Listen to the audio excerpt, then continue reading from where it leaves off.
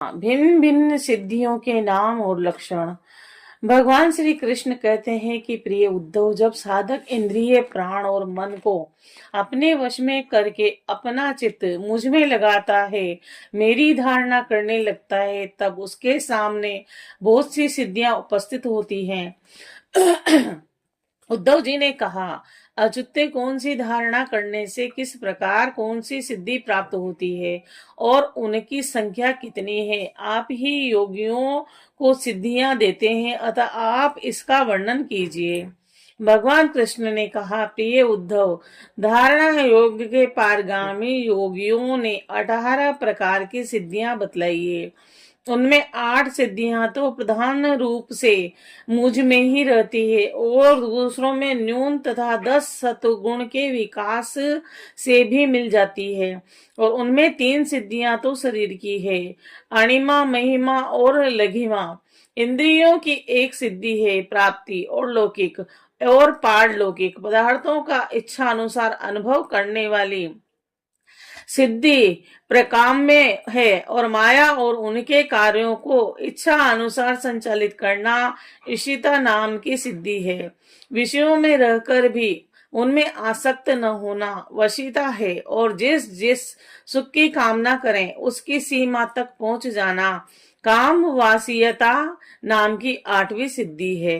ये 8 सिद्धियां मुझ में स्वभाव से ही रहती हैं, और जिन्हें मैं देता हूँ उन्हीं को अंशतः प्राप्त होती है। और इनके अतिरिक्त और भी कई सिद्धियां हैं। शरीर में भूख, प्यास आदि वेगों का न होना, बहुत दूर की वस्तु देख लेना और बहुत दूर की बात सुन लेना, मन के साधन ही शरीर का उस स्थान पर पहुंच जाना, जो इच्छा हो वही रूप बना लेना, दूसरे शरीर में प्रवेश करना, और जब इच्छा हो तभी शरीर छोड़ना, अप्सराओं के साथ होने वाली देव कीड़ा का दर्शन, संकल्प की सिद्धि, और सब जगह सबके द्वारा बिना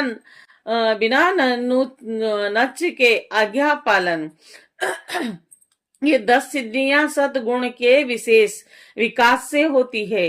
भूत, भविष्य और वर्तमान की बात जान लेना, शीत उष्ण, सुख दुख और राग देश आदि द्वंद्वों के वश में न होना, दूसरे के मन आदि की बात जान लेना, अग्नि, सूर्य, जल, विष आदि की शक्ति को स्तंभित कर देना, और किसी से भी पराजित न होना, ये 5 सिद्धियां भी योगियों को प्राप्त होती है। प्रिय उद्धव, योग धारणा करने से जो सिद्धियां प्राप्त होती है उनका मैं नाम निर्देश के साथ वर्णन कर दिया। अब किस धारणा से कौन सी सिद्धि कैसे प्राप्त होती है यह बतलाता हूँ, सुनो।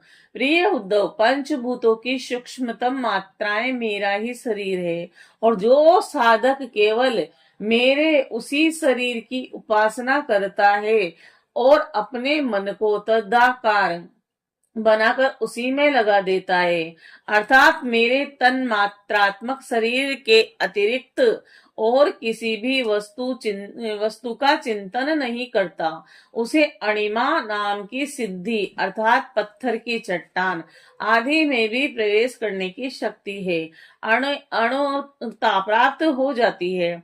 महत्व के रूप में भी मैं ही प्रकाशित हो रहा हूँ, और उस रूप में समस्त व्यवहारिक ज्ञानों का केंद्र हूँ, और जो मेरे उस रूप में अपने मन को महत्वकार करके तन्मय कर देता है, उसे महिमा नाम की सिद्धि प्राप्त होती है। और इसी प्रकार आकाश आदि पंचभूतों में जो मेरे शरीर हैं, अलग अलग मन लगाने से उनकी महत्ता प्राप्त हो जाती है।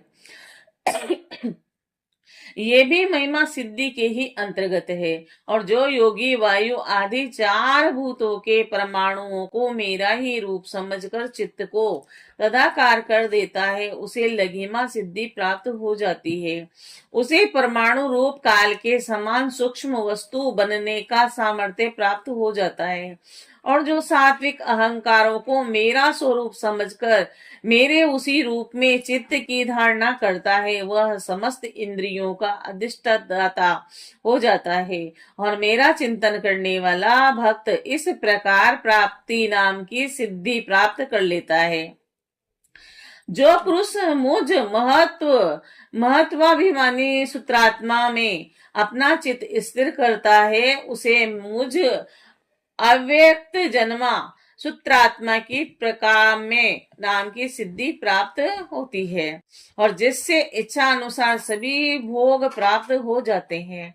जो त्रिगुणमयी माया के स्वामी मेरे काल स्वरूप विश्व की धारणा करता है, वह शरीरों और जीवों को अपने इच्छा अनुसार प्रेरित करने की सामर्थ्य प्राप्त कर लेता है, और इस सिद्धि का नाम ईशित्व है। और जो योगी मेरे नारायण स्वरूप में, जिसे तुरीय और भगवान भी कहते हैं, मन को लगा लेता है, मेरे स्वाभाविक गुण उसमें प्रकट होने लगते हैं, उसे वंशिता नाम की सिद्धि प्राप्त हो जाती है। और निर्गुण ब्रह्मा भी मैं ही हूँ, और जो अपना निर्मल मन मेरे इस ब्रह्म स्वरूप में स्थित कर लेता है, उसे परमानंद स्वरूपणी काम वासीयता नाम की सिद्धि प्राप्त होती है, और इसके मिलने पर उसकी सारी कामनाएं पूर्ण हो जाती है, समाप्त हो जाती है। प्रिय उद्धव, मेरा यह रूप जो श्वेत दीप का स्वामी है, अत्यंत शुद्ध और धर्ममय है। जो उसकी धारणा करता है, वह भूख प्यास जन्म मृत्यु और शोक मोह इन 6 उर्मियों से मुक्त हो जाता है, और उसे शुद्ध स्वरूप की प्राप्ति होती है। और मैं ही समिष्ट प्राण रूप आकाश आत्मा हूँ, जो मेरे इस स्वरूप में मन के द्वारा अनाहत नाद का चिंतन करता है, वह दूर श्रवण नाम की सिद्धि से संपन्न हो जाता है, और आकाश में उपलब्ध होने वाली विविध प्राणियों की बोली सुन समझ सकता है। जो योगी नेत्रों को सूर्य में और सूर्य को नेत्रों में संयुक्त कर देता है, और दोनों के संयोग में मन ही मन मेरा ध्यान करता है, उसकी दृष्टि सूक्ष्म हो जाती है, और उसे सुदर्शन नाम की सिद्धि प्राप्त होती है, और वह सारे संसार को देख सकता है। मन और शरीर को प्राण वायु के सहित मेरे साथ संयुक्त कर दे और मेरी धारणा करें, तो इससे मनोजव नाम की सिद्धि प्राप्त हो जाती है, और इसके प्रभाव से वह योगी जहां भी जाने का संकल्प करता है, वही उसका शरीर उसी क्षण पहुंच जाता है। जिस समय योगी मन को उपादान कारण बनाकर किसी देवता आदि का रूप धारण करना चाहता है, तो वह अपने मन के अनुकूल वैसा ही रूप धारण कर लेता है। इस कारण यह है कि उसने अपने चित्त को मेरे साथ जोड़ दिया। जो योगी दूसरे शरीर में प्रवेश करना चाहे, वह ऐसी भावना करे कि मैं उसी शरीर में हूँ, और ऐसा करने में उसका प्राण वायु रूप धारण कर लेता है, और वह एक फूल से दूसरे फूल पर जाने वाले भौरों के समान अपना शरीर छोड़कर दूसरे शरीर में प्रवेश कर जाता है। योगी को यदि शरीर का परित्याग करना हो, तो एडी से गुहाधार को दबाकर प्राण वायु को कर्मश से हृदय वक्ष स्थल कंठ और मस्तक में ले जाएं, फिर ब्रह्मरंध्र के द्वारा उसे ब्रह्मा में लीन करके शरीर का परित्याग कर दे। यदि उसे देवताओं के विरह स्थलों में कीड़ा करने की इच्छा हो, तो वह मेरे शुद्ध सतमय स्वरूप की भावना करे। ऐसा करने से सतगुण की अंश स्वरूपा सुर सुंदरियां विमान पर चढ़कर उसके साथ पहुंच जाती है। और जिस पुरुष ने मेरे सत्य संकल्प स्वरूप में अपना चित स्थिर कर दिया है, उसी के ध्यान में संलग्न है, वह अपने मन से जिस समय जैसा संकल्प करता है, उसी समय उसका वह संकल्प सिद्ध हो जाता है। मैं ईश्वर तत्व और वशी तत्व और इन दोनों सिद्धियों का स्वामी हूँ, और इसीलिए कभी कोई मेरी आज्ञा टाल नहीं सकता।